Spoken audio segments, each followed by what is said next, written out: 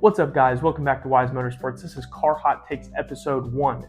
We're going to get things kicked off with the fact that Subarus are not unreliable. You are just over-modifying a 4-cylinder and expecting it to handle the abuse you throw at it with no supporting mods.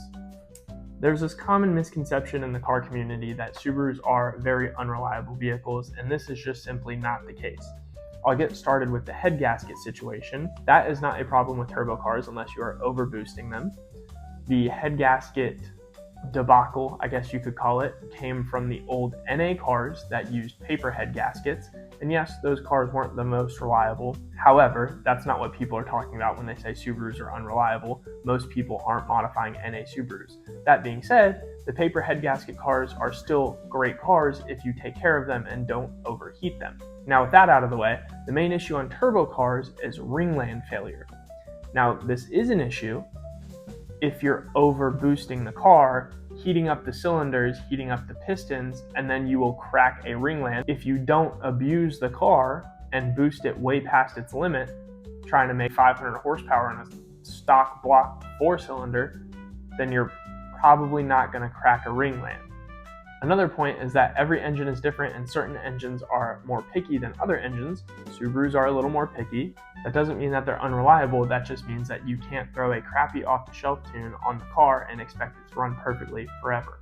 People like to take these stock 4-cylinders and make 400, 450 horsepower, and then when they blow their engine, they come online and say every Subaru sucks. That's not really the case, your build just sucked. A general rule of thumb is that an STI or even a WRX can handle somewhere in the high 300s, low 400s fairly reliably without much concern.